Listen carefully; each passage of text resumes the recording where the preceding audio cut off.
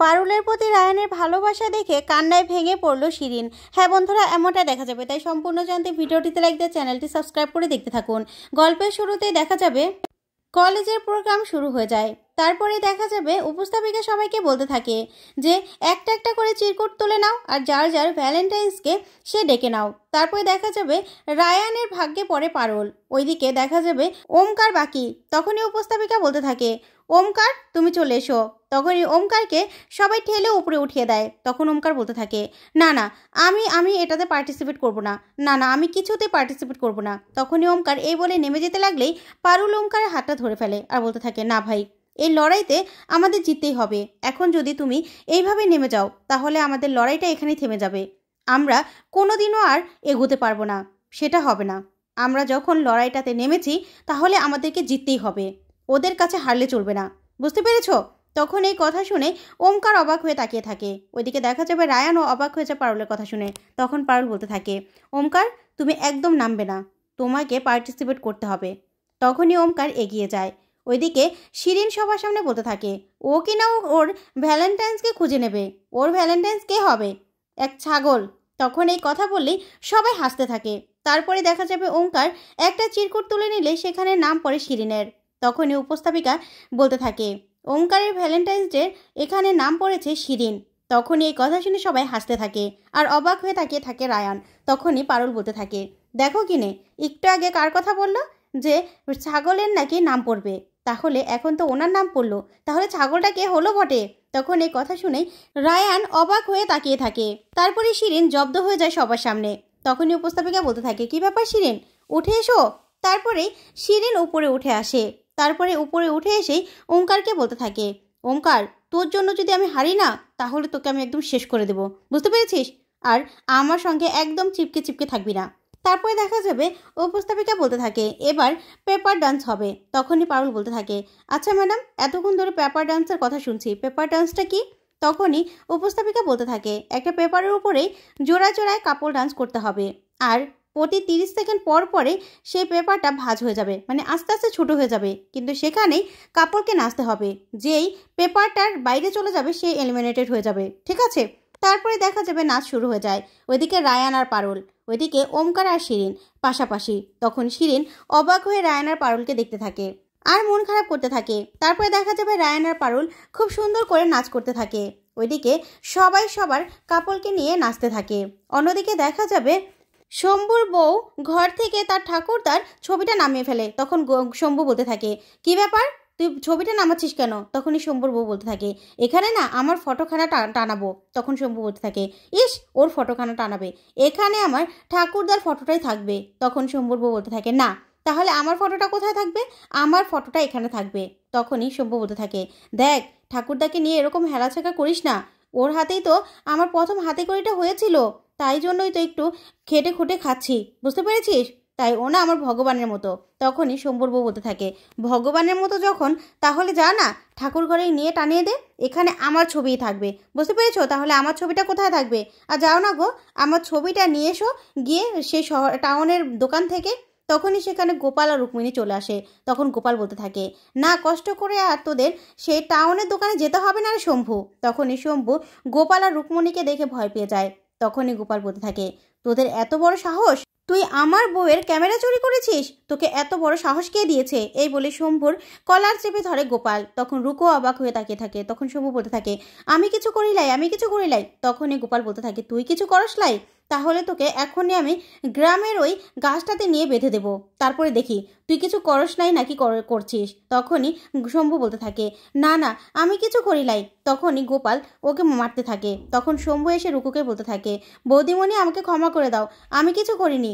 তখনই রুকু বলতে থাকে, তার প্রমাণ যে রয়েছে শম্ভু, প্রমাণ তো রয়েছে ভাই, এসডি কার্ডটা না হলে তোমার কাছে আসলো কি করে?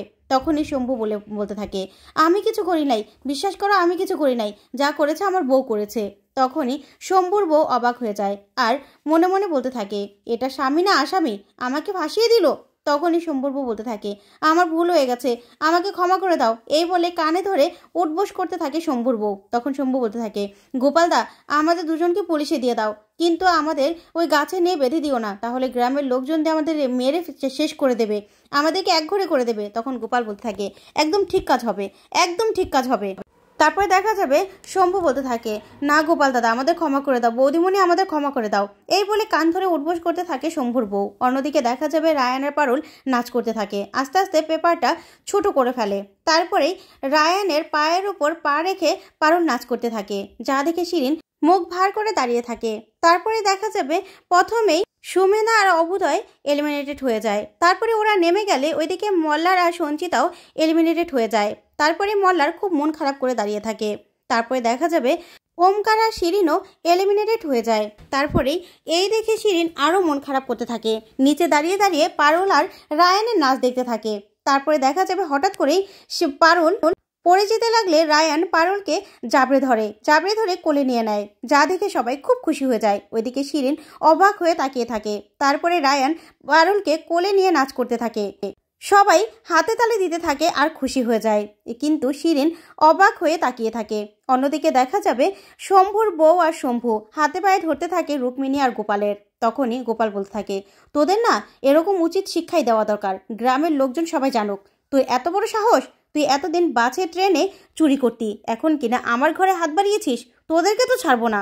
তখনই ওরা হাত পায়ে ধরতে লাগলেই রুকু বলতে থাকে থাক না গোপাল, ছেড়ে দিন, ওরা তো ওদের ভুল বুঝতে পেরেছে, তা আমার ক্যামেরাটা কোথায়? তখনই শম্ভুর বউ বলতে থাকে আমি নিয়ে আসছি। এই বলে ক্যামেরাটা নিয়ে আসে।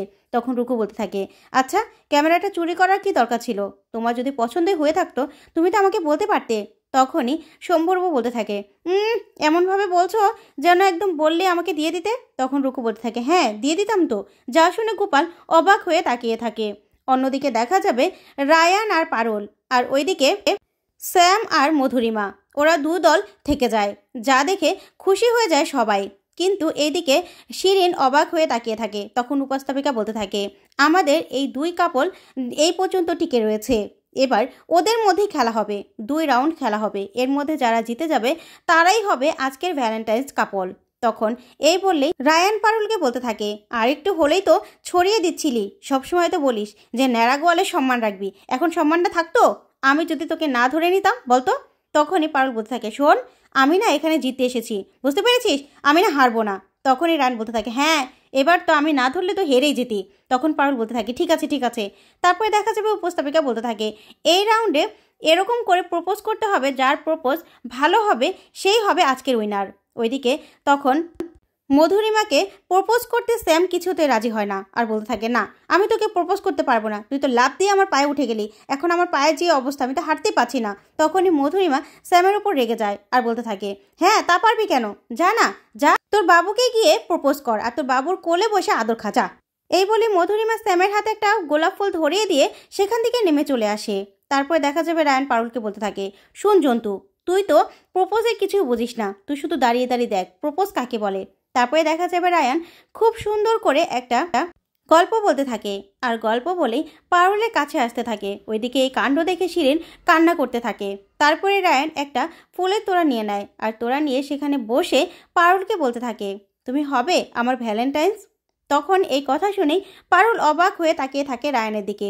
তারপরে পারুল রায়ানের বলা আগের কথাগুলো মনে করতে থাকে, মনে করেই পারুল বলতে থাকে ইয়েস। তারপরে রায়ান আর পারুল নাচ করতে থাকে। ওইদিকে শিরিন কান্না করতে করতে সেখান থেকে বেরিয়ে চলে যায়, আর সবাই হাতে তালি দিতে থাকে পারুলের আর রায়ানের পারফরমেন্স দেখে। তো বন্ধুরা আজকের আপডেটটি তোমাদের কাছে কেমন লাগলো কমেন্ট করে জানাও। ধন্যবাদ।